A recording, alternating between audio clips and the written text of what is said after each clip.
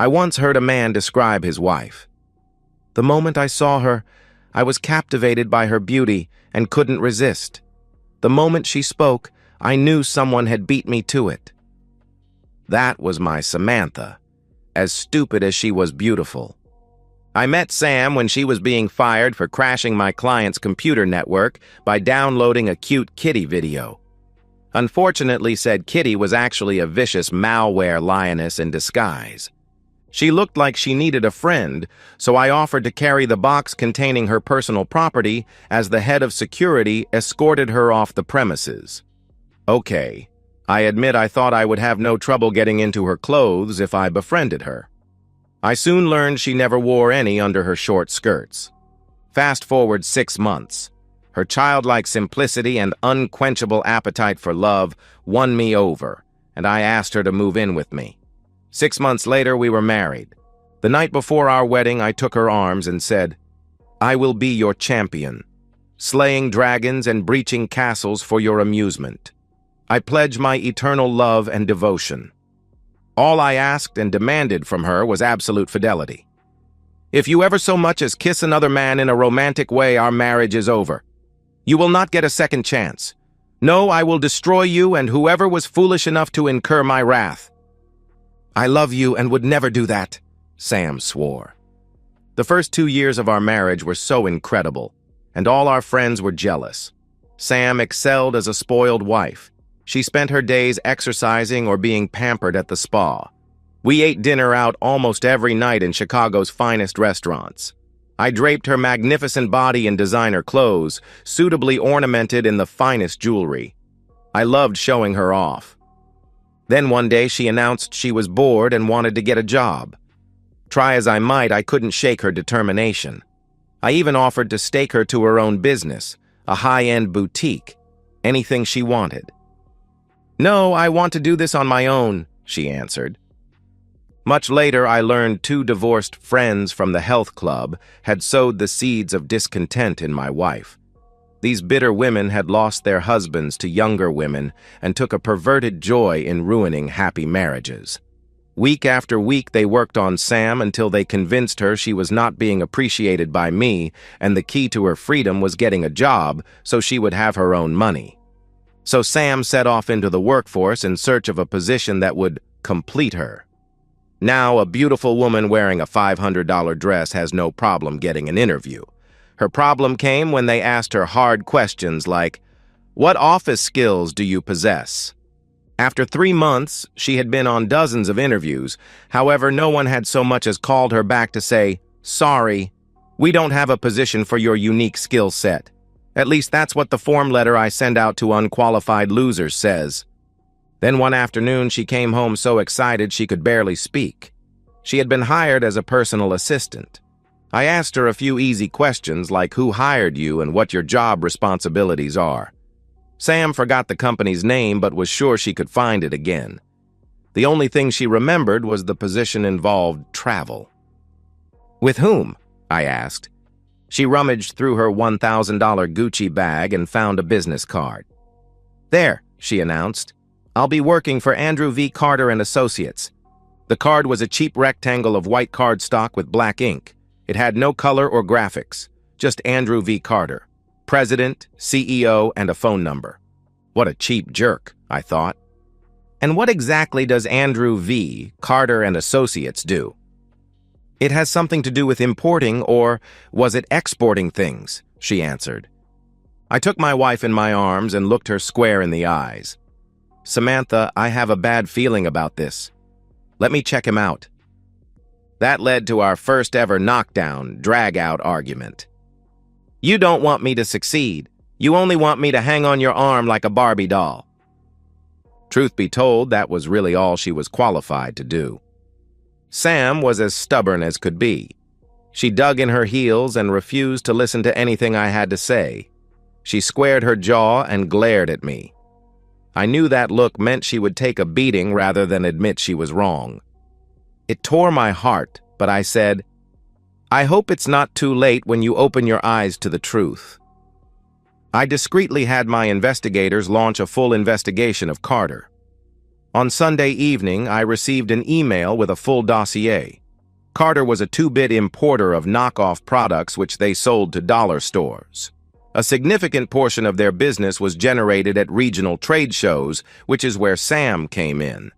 The present sales staff was all male, age 50 plus.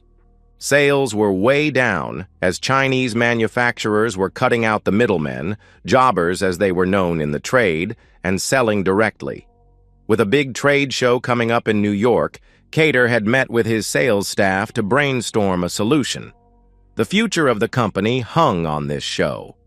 The idea had been floated that the easiest way to increase sales was to have a beautiful woman in a short make that very short skirt and revealing blouse man the booth. Sam had a closet full of outfits that met the uniform requirements. It was obvious Carter didn't want a personal assistant. He wanted a guy magnet. Things were pretty quiet on Sunday. On Monday morning, Sam was dressed to the nines. I complimented her and offered to drive her to work. She surprised me and said yes. I surprised her with an Italian leather briefcase.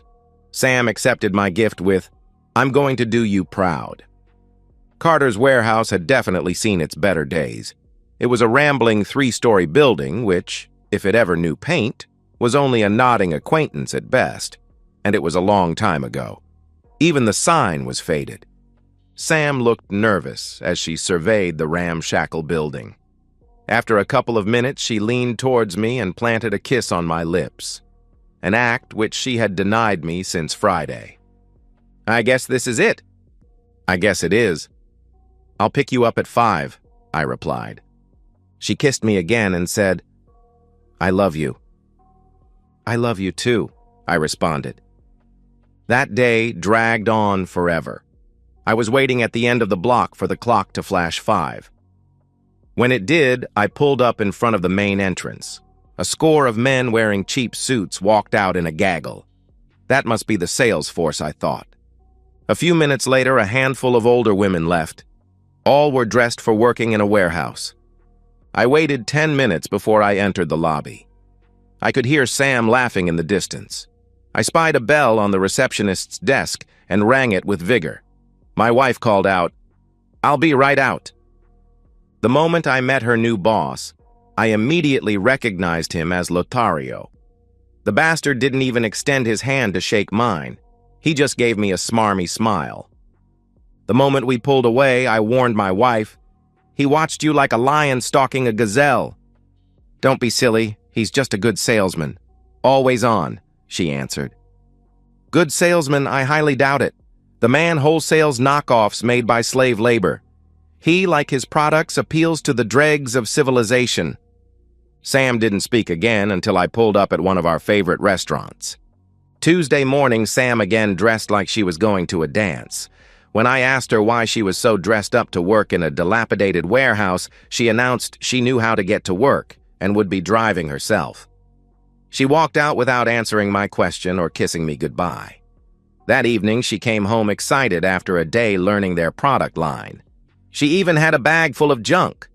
I did my best to feign interest as she described each. 3 bad things happened in the second week.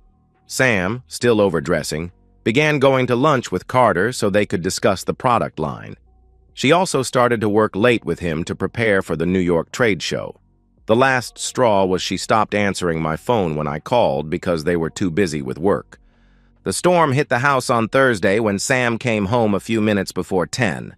I gave her an ultimatum. Quit the job or else. "Don't be such a drama queen. It's just a training period. After the trade show, things will settle down." I begged her to quit, and again offered to stake her to her own business, a store in the mall, anything she wanted. Again, she demanded I let her succeed on her own. On Friday, Sam ignored 10 phone calls and didn't get home until after 11. I was waiting at the door when she came in. "Is there a problem with your phone?" I asked. Sam instantly became a raging woman because I didn't trust her. "I would never stand in your way if you got a big career opportunity." "Big career opportunity? You're making minimum wage. The jewelry you have on is worth more than his whole business." Sam spit venom with her response. Why don't you trust me? I trust you. I don't trust Carter. I have seen far too many guys like him. Besides, what exactly are your qualifications for this job other than being beautiful? Is there a reason why you're dressing like a model to learn about a 99-cent piece of plastic in a filthy warehouse? The storm really hit the house. We have a 3-day-long trade convention in New York next week, and I'm going whether you like it or not. Get used to it. Then get used to living alone, because if it goes like this, I'm afraid it will. I won't be here when you return. Our marriage will be over. I can't believe you said that. You and I should be planning how we'll spend my paycheck check. We could save it for a vacation to Europe, anywhere you want. Europe? Hawaii? Are you high? You're making $13 an hour before taxes. You couldn't even afford to buy us a steak dinner with your paycheck, I replied. Sam stormed out of the room and locked herself in the bathroom. We did not speak all weekend. On Monday morning, a limousine picked her up. I kissed her one last time and said, "You've made your choice. I hope you can live with it." She didn't respond. It took some doing, but I had arranged for a private investigator to get the seat across from her and Carter on the flight east. The cheap bastard flew coach. My man guaranteed he would be able to provide audio and video of their entire trip. I was foolish enough to have expected a phone call from Sam to say they had arrived safely. Instead, I heard from my private investigator. They were giddy as schoolgirls who thought they were getting away with something. Carter kept putting his hand on her thigh. She protested the first few times, but finally let him touch her. I damn near smashed my phone. He then said he would be handing off surveillance to an associate so they don't recognize him. I had a hell of a time not calling Sam and telling her I knew what they were doing, but that hadn't worked before, so I invested my time in planning phase 2 of my plan. That evening, I received a detailed text from my private investigator. They spent most of the day in business-related functions. Unfortunately, at 6, they went to their rooms and changed for dinner. I didn't recognize the little black dress Sam had on. The detective's instructions were not to intervene unless it looked like Carter was forcing Sam to do something. They were to observe and document. It was killing me, but she had to choose our marriage of her own free will. But that wouldn't stop me from giving it one last try. I watched the video of them walking into the restaurant hand in hand in real time. I called my wife, but it went straight to voicemail. So I called the restaurant and had Mrs. Samantha Weatherstone paged. She was none too happy I was checking up on her. "I worked hard all day and am having dinner in a snack shop.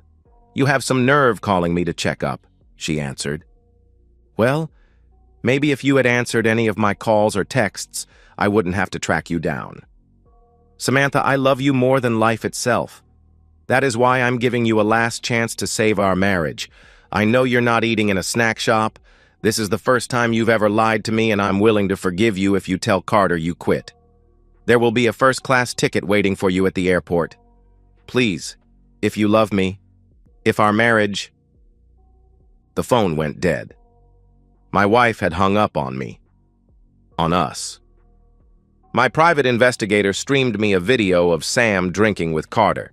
That bastard heard our conversation, and I could tell he sensed he had picked right when he hired Sam. He acted like he owned her, pawing her as he plied her with liquor. An hour later, my man sent a video of them going into his room. I had to turn my phone off because I couldn't bear to watch the feed from the cameras they planted in Carter's room. Later, after a couple of stiff drinks, I listened and heard him saying stuff like, "What a shame it was her husband didn't want her to succeed." He said I was jealous of her success. "Stick with me and I'll make you the most successful saleswoman in the business." My idiot wife ate up his line of nonsense and ended our marriage. My next call was to some associates at the convention center in New York. Carter had already verified his truck had arrived that morning and was waiting to be unloaded. Inside was the booth, the largest and most lavish at the trade show, and thousands of catalogs and tens of thousands of free samples. The booth would occupy twice as much space as his largest competitor. It featured the finest in video and lighting effects. Minutes later, Carter's 40-foot intermodal container vanished from the loading dock. It would turn up empty a week later at a truck stop in New Jersey. I spent the night sitting in my recliner hoping against hope Sam had come to her senses. The next morning, my private investigator confirmed they spent the night in his room and had intimacy. He treated your wife like a street woman. The moment they got in the room, he pulled her dress off. Then he pushed her on the bed, took off the clothes, and did the deed. He didn't wear a protection. 30 seconds later, he was finished, brushed his teeth, and announced he was going to sleep. I began to cry. After a few minutes, your wife rolled onto the other side of the bed. The private investigator said it didn't look like she had a moment's sleep. I could hear her crying most of the night. I tried to control my anger as I placed 2 more calls, this time local. I said exactly 1 word to each: go. The next morning, I had the concierge slip a note under Carter's door addressed to my wife. I called your room all night, but there was no answer. I guess that means goodbye forever. The private investigator said she screamed and started crying hysterically about how she made a huge mistake, and Carter had better stay far away from her or else. What do I care? I've had a lot better than you. Now get your clothes on, you've got a job to do. He picked up her dress off the floor and threw it at her. Sam begged him to give her a return ticket. He laughed in her face and called her a stupid, cheating woman. If you want to get back home, you better get your back ready to tease my customers. Sam ramped up the volume. You got me drunk and raped me. I didn't force you to do anything.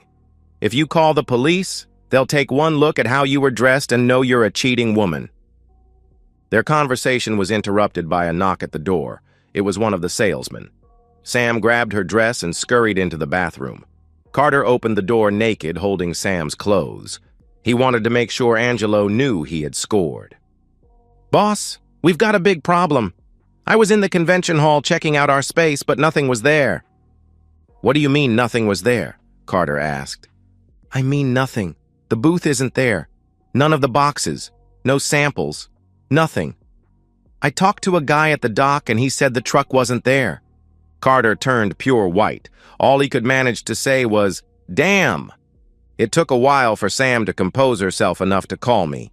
She evidently decided to play it stupid, a frame of mind at which she excelled. I didn't answer, but let it go straight to voicemail. Even though I knew it wouldn't change anything, I had to know if Sam was going to own up to her actions. I was sorry I listened because all she did was lie. I'm sorry, honey. I took a sleeping pill and didn't hear the phone. She had the nerve to say, I love you. Please call me when you get this message. She called every 10 minutes after that. I ignored everyone. Instead, I called my lawyer and told him to prepare the divorce papers. Carter, meanwhile, was melting down. The trade show opened in 30 minutes and he had nothing. He began making frantic phone calls. The police were no help. Cameras covering the truck dock showed a white truck without any license plates or name had driven away with it last night. They said a detective would be by in an hour or so to investigate. Carter called the warehouse and told them to get together all the catalogs and brochures they had and get them on the next flight to New York. There were pretty slim pickings. Carter ended up spending the day sitting on a borrowed bar stool in front of a cardboard sign he had made at an office supply store. His sales staff looked awkward trying to sell invisible products. Sam looked like hell as she stood by herself in a corner, crying softly. Andrew Carter and Associates quickly became the subject of ridicule among the attendees. His Chinese competitors, whose booth was right across the aisle, smiled politely and bowed towards him every time they passed out one of their endless bags of swag. A pallet full of boxes finally showed up late on the second day of the show. Their contents, however, were outdated catalogs and last year's no longer hot products. My man said a few people stopped by to talk to Carter, but no one wanted to place an order with a jobber who most agreed wouldn't be in business in 3 months. Instead, his competition sucked up all the orders. By the end of the second day, Carter was a broken man. He finally acquiesced to Sam's demand that he let her go home. He was filled with rage as he screamed, "When we get back to Chicago, I never want to see you again." Carter gathered his sales staff and told them to soldier on even as he beat a hasty retreat. He directed one of them to trade in their tickets and get them a flight home as soon as possible. Sam wasn't very happy when she learned the flight didn't leave until 10 the next morning and spent the night locked in her room. She dutifully texted me her flight information. Flight 901 arriving at O'Hare Field tomorrow morning at noon. Then she added, "I miss you." Even though they sat next to each other, neither spoke. Carter was too busy trying to figure out how to restructure his line of credit since he no longer had any receivables to collateralize it. Sam stared straight ahead and prayed the whole flight that she would be able to salvage her marriage. One of the fringe benefits of working for a venture capitalist is I knew people who could make things happen without wasting time on paperwork. These are people who exist in the darkest of shadows, and a lot of them owed me favors. Big favors. The 2 phone calls I made earlier had put everything in motion. I knew she would be wheels up on the airplane at 9 a.m. local time. I waited until the plane was airborne and she was out of communication to cancel both of our cell phones. Next, I canceled all of our credit cards and transferred every last dime we had in the bank to a shill account. By noon, the money would be untraceable. Some jerk in a black robe might say she's entitled to half, but she can go flip herself. There was a knock on my door, and a team of movers began packing all of my personal property for storage. I reclaimed all of the jewelry that hadn't made the trip to New York. 20 minutes after the movers left, a bulldozer and a small crane were unloaded in my driveway. No questions were asked, they just began reducing my $500,000 house to a neat pile of rubble. When they were done, they also vanished into the mist like the mythical Brigadoon. My detective had a seat the row behind Sam. He said neither spoke a single word on the flight. The moment they landed, she tried to power up her cell phone. She got really nervous when she learned her service was canceled. Sam damn near ran down the jetway to get to a payphone. A man in a black suit holding a sign with her name stood in front of the pack of departing passengers. She assumed it was the limo driver to take her home and asked if she could borrow his phone. "Are you Mrs. Samantha Weatherstone?" "Yes, I am. Now, could I please borrow your phone?" she answered. He handed her a large manila envelope. "You've been served, and no, you can't borrow my phone." Sam was getting frantic. "I don't see our driver," Carter said. "Get the hell away from me or I'll scream." Sam found a phone bank and tried my cell phone. She got "this number has been disconnected" message. Then she tried my office number, the one I told her was for emergencies only, and was advised no one by that name worked there. I had already left for my new position at our Los Angeles office. Terror gripped her as she remembered the envelope. She tore it open and read, "Petition for dissolution of marriage." Samantha dropped to her knees, sobbing. Pictures of her naked with her boss fell out. What she didn't know was his wife was getting an identical set of pictures delivered at that same instant. Airport security was alerted to a woman having a medical problem, and a team arrived to render assistance. One of them claimed her bags while the paramedics tried to determine what her problem was. A security guard spotted the divorce decree and discreetly passed the word. She begged them to help her get a taxi. "I have to get home before it's too late," she begged. Since she wasn't trying to drive, they cooperated and got her a cab. She pleaded with the driver to go faster. When they got close to her tiny subdivision, she sat forward and began telling the driver where to turn. As they rounded the bend, Sam looked puzzled, then let out a blood-curdling scream as she realized her house no longer existed. The driver wanted to get away from the crazy lady and demanded his $45 fare. She was numb as she handed him her credit card. He tried running it. "It is no good." She tried every card she had. All were rejected. "If you do not have money, I will call police," said the driver. Sam started rifling her pockets and finally came up with the fare. The driver placed her bags on the sidewalk and laid rubber to get away. Samantha dropped to the ground. She could barely breathe. Everything was gone. All her dreams were shattered. Carter's day ended as badly as it had begun. A couple of my associates followed him to his North Shore home. They were driving a pickup truck they borrowed when the driver ran into a convenience store for a pack of cigarettes. They watched from down the street as Carter got out of the limo and walked to the front door, his shoulders drooping. He never even made it to the front door before his wife charged outside and thundered, "Keep walking, you no-good cheating son of a blip." She waved the pictures of him with Sam on his face. Carter was speechless as his wife verbally assaulted him. A couple of the neighbors came outside to see what was going on. Carter's BMW was parked in the driveway, and he was able to get inside while she pounded on the windshield. "I'm going to divorce your cheating back." She picked his suitcase up and smashed it against the glass, shattering it. Carter backed over his lawn to make his getaway. He never even noticed he was being followed. Carter stopped at a bar and ordered a double Scotch neat. He washed that down with another. An hour and 3 stiff drinks later, Carter made things easy as he drove to his warehouse. That same night, Andrew Carter and Associates' offices and warehouse burned to the ground. It was the lead story on the news for 2 days. It was the most impressive fire, with trucks from 7 suburban departments joining in the battle. You might remember the flames licking up to the sky as they purified the earth from the stench of Andrew Carter. It was still smoldering the next day when firemen were able to enter to strike down hot spots. The fire burned so intensely from all the paper and plastic that it took another 2 days for the arson investigators to find the charred remains of Carter. The skull had a big hole in it. A pistol with 1 bullet missing was found a few feet away. The body was so consumed the coroner couldn't tell Carter had been tortured for over 6 hours before he was allowed to blow his brains out. They were able to verify him using dental records. I hear the pain was so intense he begged to be allowed to kill himself. They were very careful not to break any bones.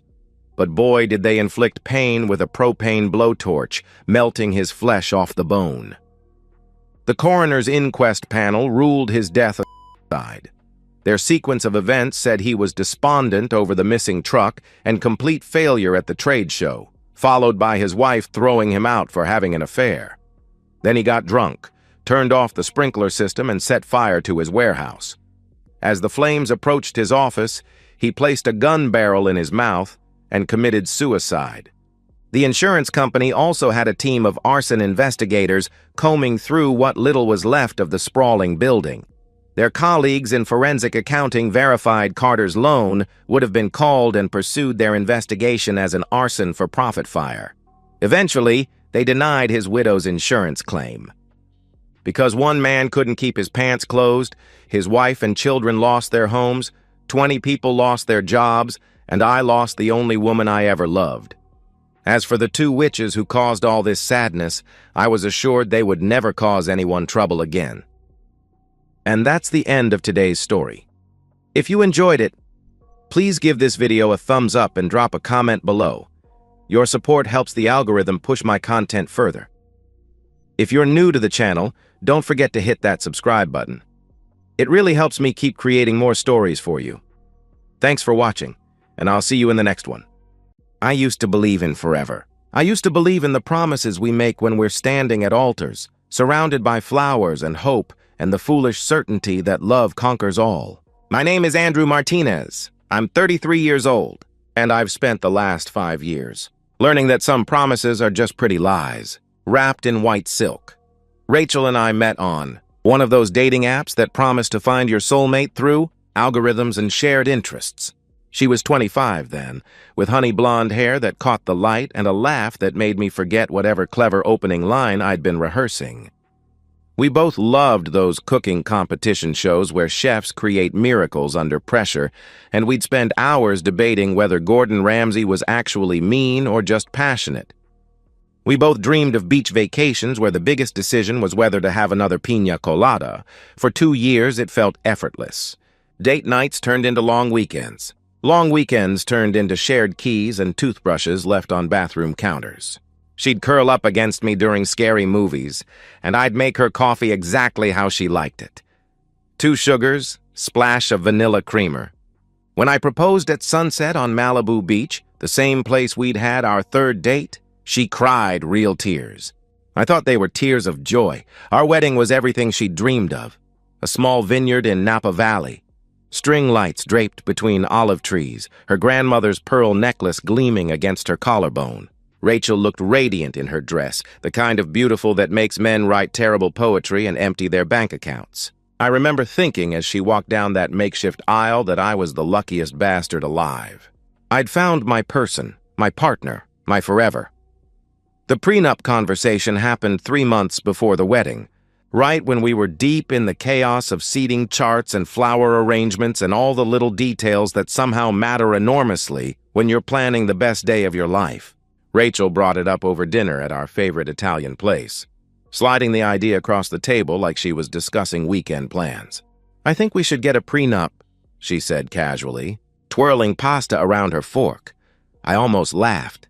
"We're not exactly rolling in family money here, Rach. What's mine is yours, what's yours is mine." "Isn't that the point?" I replied. But she'd already thought it through. She had researched attorneys, read articles, prepared arguments about protecting ourselves from future complications.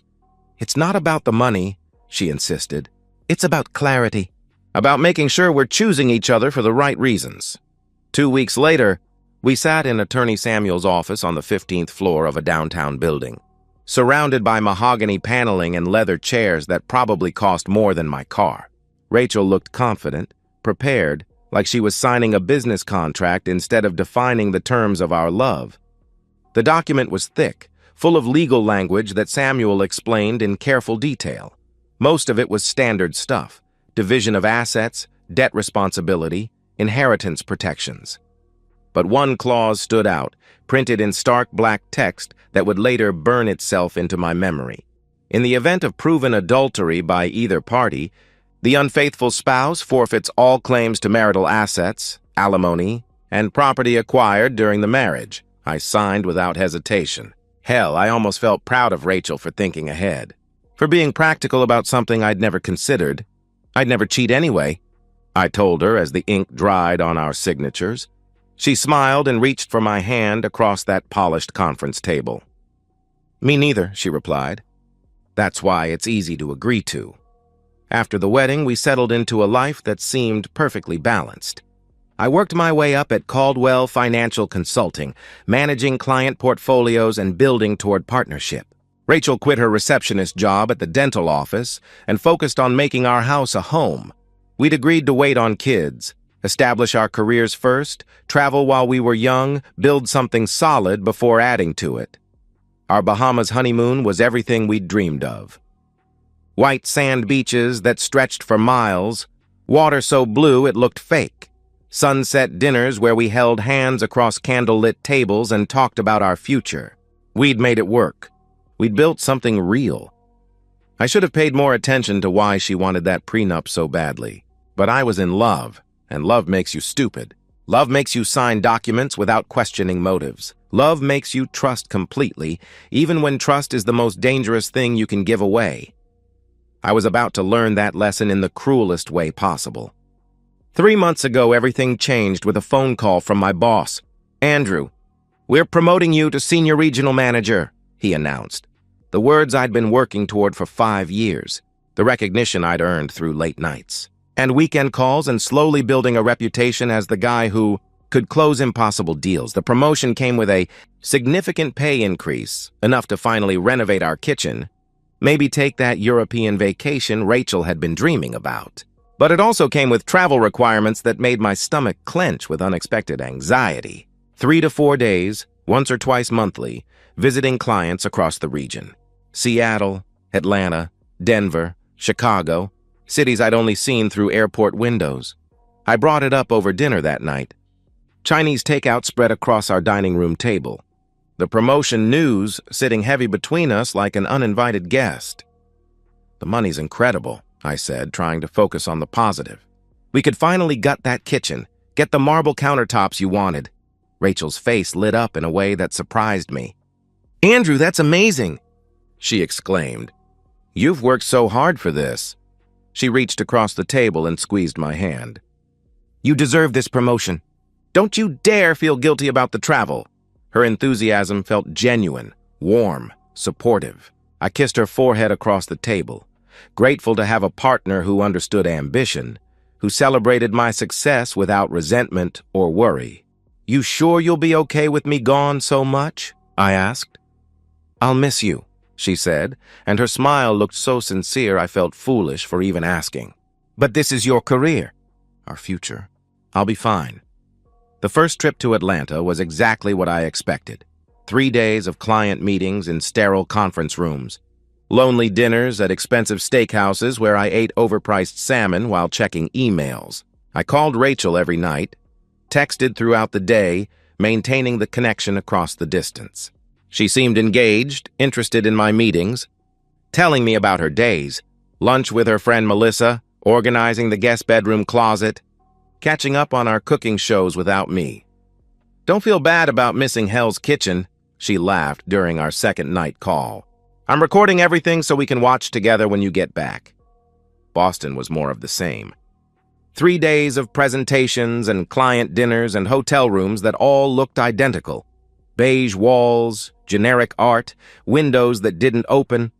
Rachel and I video called each night before bed, and she always looked perfect on camera. Hairstyled, makeup done, wearing the silk pajama set I'd bought her for Christmas. I never questioned why she was always so put together for our calls. Never wondered if maybe she was getting dressed up for someone other than her husband.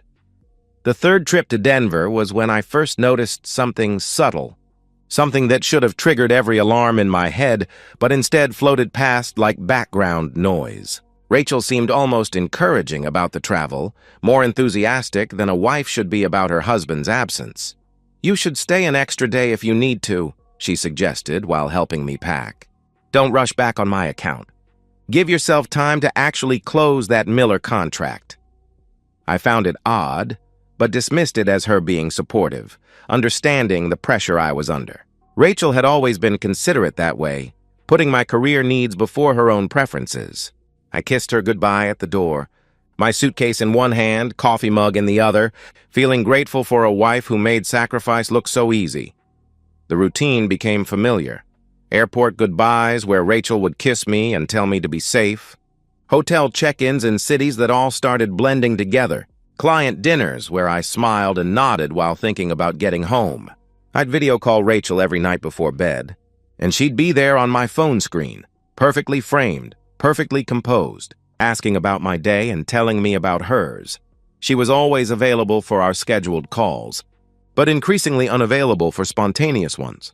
"Sorry, I was in the shower," she would explain, or "I was at the grocery store and couldn't hear my phone," or "I was helping Mom reorganize her garage."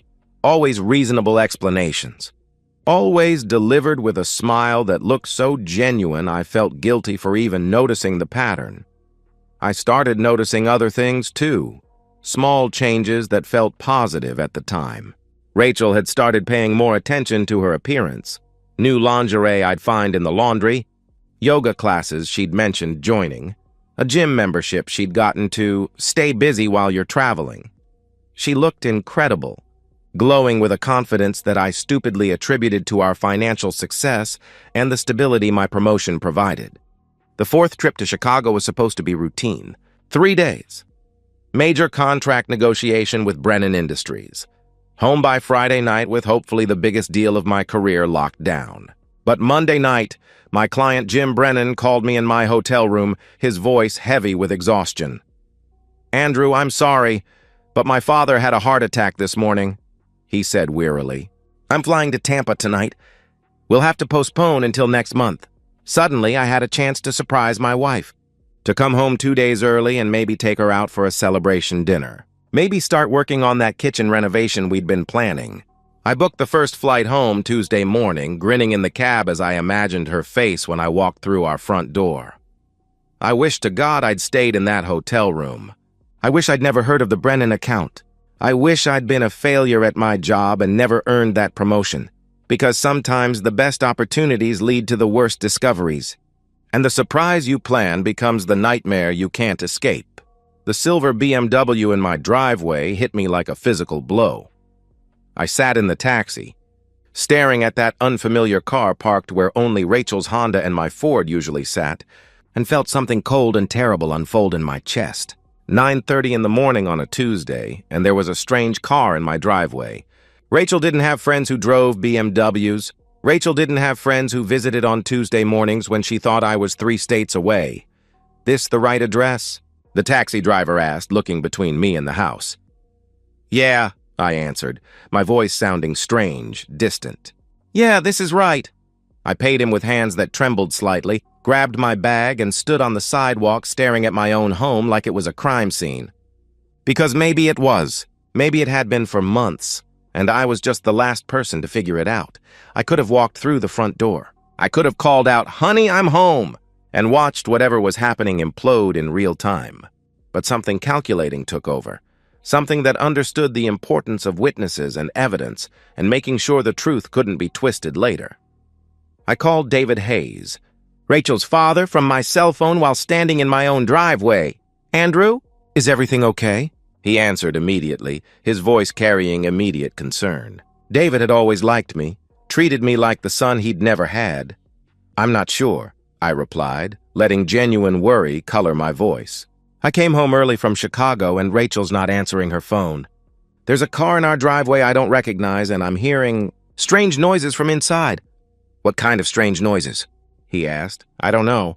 Maybe I'm being paranoid, but something feels wrong. Could you and Margaret come over? I don't want to call the police if it's nothing, but we'll be right there," he said without hesitation. 15 minutes. That's how long I stood in my driveway, staring at that BMW, listening to the sounds floating down from our bedroom window. Rhythmic sounds, unmistakable sounds, sounds that should have been mine and Rachel's, private and sacred, but were happening with someone else while I was supposed to be 1,000 miles away. David and Margaret arrived in their white Buick, faces tight with worry. Margaret practically ran up the driveway, her maternal instincts in overdrive. "Andrew, what's happening?" she asked breathlessly. "Is Rachel okay?" I maintained my performance, the concerned husband who feared the worst but hoped for the best. "Her phone's been going straight to voicemail." "That's not like her." I gestured toward the BMW. "And I have no idea whose car that is." David studied the BMW with narrowed eyes. "Georgia plates," he observed. "You don't know anyone from Georgia?" "No one," I answered. We approached the front door together, a family united in concern. I had my key ready, but I hesitated, putting a finger to my lips. "Listen," I whispered. The sounds were clearer now, floating down from the second floor. Breathing, movement, the unmistakable rhythm of bodies moving together. Margaret's hand flew to her mouth. David's face hardened with understanding. "Quietly," I whispered, unlocking the door. We moved through our living room like burglars, past the couch where Rachel and I watched movies, past the dining table where we'd planned our future, past the kitchen where she made coffee every morning and kissed me goodbye. The sounds grew louder as we climbed the stairs, more urgent, more desperate. Our bedroom door was slightly ajar. I threw it open. Rachel was on top of a man I'd never seen before, dark hair, athletic build, probably my age. They were completely naked, completely lost in each other, completely oblivious to the fact that Rachel's husband and parents were standing in the doorway watching their betrayal unfold in high definition. The split second before Rachel saw us is frozen in my memory forever. Her head thrown back in pleasure, eyes closed, moving with an urgency and passion I hadn't seen from her in months. This wasn't mechanical or obligatory. This was hunger. This was desire. This was everything I thought was mine, given freely to a stranger. Then she opened her eyes and saw us. The scream that tore from her throat could have shattered glass. The man, I'd later learn his name was Tyler Cross, scrambled backward like a spider, trying to cover himself, his eyes wide with terror.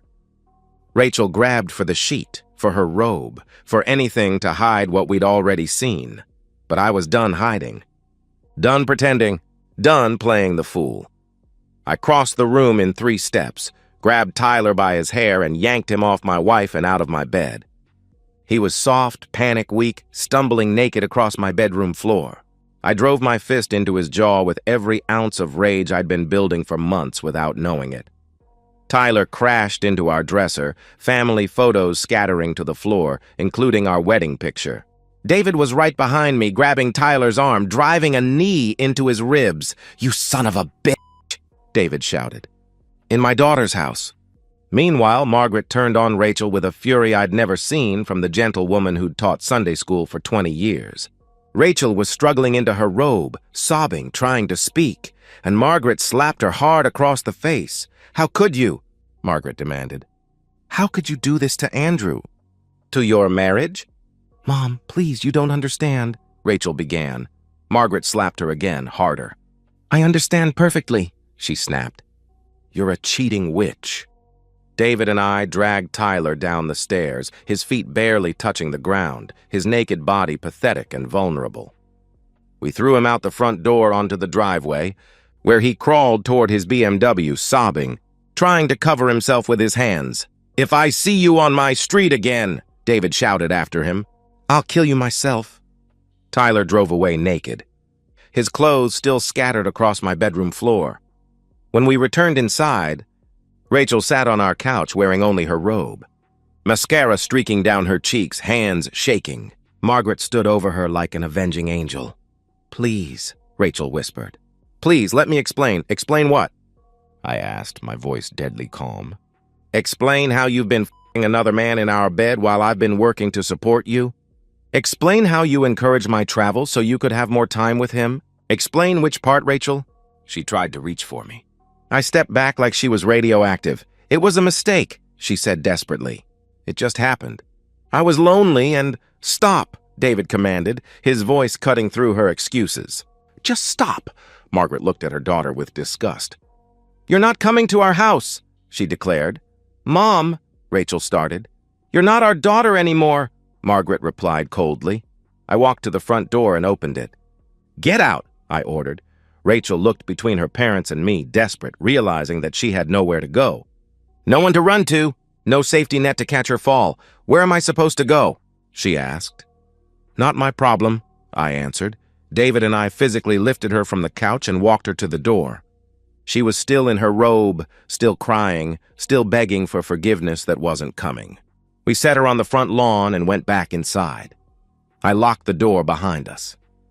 Through the window, I watched Rachel sit in our front yard in her robe, surrounded by the ruins of her life, with nowhere to run and no one to save her.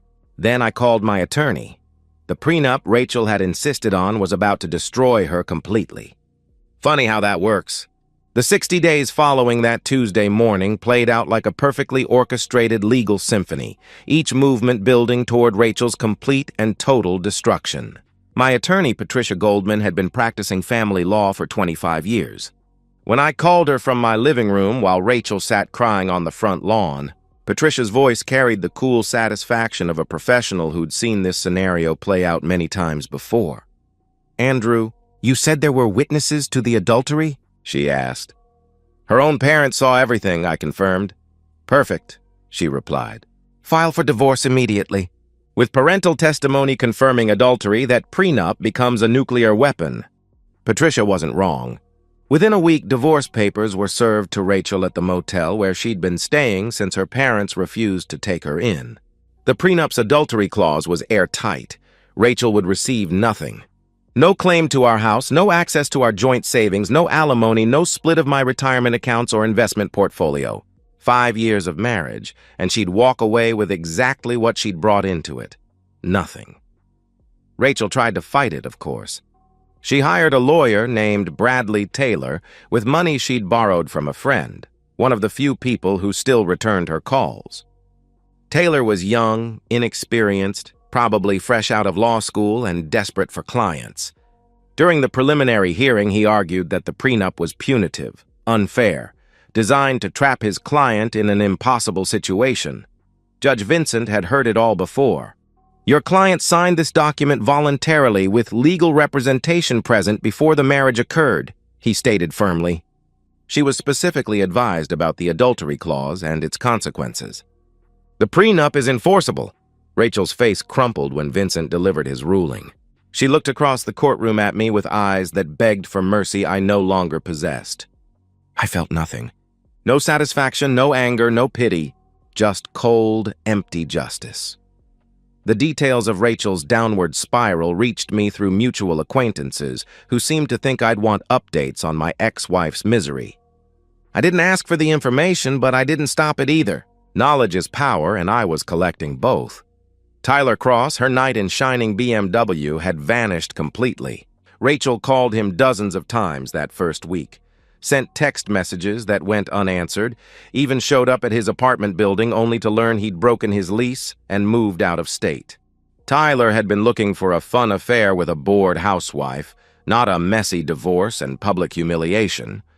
When the situation exploded, he ran like the coward he was. Rachel's desperate attempts to contact me were equally futile.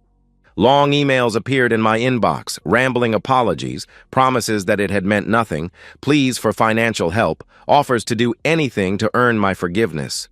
I deleted them all without reading past the first sentence. Whatever she had to say, I didn't want to hear it. Her parents maintained their position with a ruthlessness that surprised me.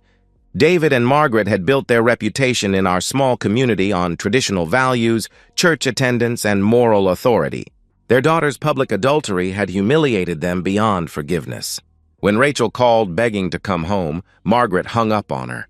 When she appeared at their door crying, David told her to leave and never come back. She made her choice, David told me over coffee 6 weeks after the discovery. She chose to throw away everything good in her life for a stranger. That's not the daughter we raised. Meanwhile, I was thriving in ways that surprised me. The promotion continued paying dividends. Without Rachel's constant need for attention and expensive tastes, I had more money than I'd ever had before. I traveled less by choice now, having proven myself valuable enough to delegate more responsibilities to subordinates. Work felt easier, less stressful, more rewarding. I started dating casually. Nothing serious, just dinners and companionship with women who understood that I wasn't ready for anything complicated. I joined a gym, lost the 20 pounds I'd gained during my marriage, began feeling physically strong again. Friends commented on how good I looked, how much lighter I seemed, as if a weight I hadn't realized I was carrying had finally been lifted. 6 months after the divorce was finalized, I drove past the diner where Rachel had found work. It was past 9 p.m. near closing time, and I could see her through the window serving the last few customers of the night. She looked exhausted, older. Her beauty faded like a photograph left in sunlight. Her blonde hair was pulled back in a practical ponytail, her makeup minimal, her movements mechanical and tired. I felt nothing. No anger, no satisfaction, no pity. Just complete and total indifference. A year later, I still have dinner with her parents every few weeks. Rachel has no one. That's not cruelty. That's just consequences. 1 year after the divorce was finalized, I sit across from David and Margaret at Giovanni's, the same Italian restaurant where Rachel first suggested the prenup. It's become our regular spot for monthly dinners, a tradition that feels more genuine than anything from my marriage ever did. "How's work treating you?" David asks, cutting into his chicken parmesan. "Better every day," I answer honestly. "The promotion keeps paying off. I'm traveling maybe twice a quarter now by choice. Built up enough trust to delegate the smaller accounts." Margaret smiles warmly. "You look good, Andrew," she observes. "Healthy, happy." I am happy, in a way I'd forgotten was possible. Life has a clarity now that I never experienced during those 5 years of marriage. No walking on eggshells, no second-guessing myself, no feeling like I was constantly failing some unspoken test. "Are you seeing anyone?" Margaret asks gently. She's asked this question for 6 months now, always with the same careful hopefulness. "Actually, yes," I reply. "Her name's Sarah. She's a paralegal at Goldman & Associates. Nothing too serious yet, but—" I pause, searching for the right words. "I'm open to possibilities again." David nods approvingly. "Good," he says. "You deserve happiness, Andrew. You deserve better than what our daughter gave you. They never say Rachel's name directly anymore. She's always our daughter, or she, or simply absent from conversation entirely. I know from David's carefully neutral tone that they still haven't reconciled with her.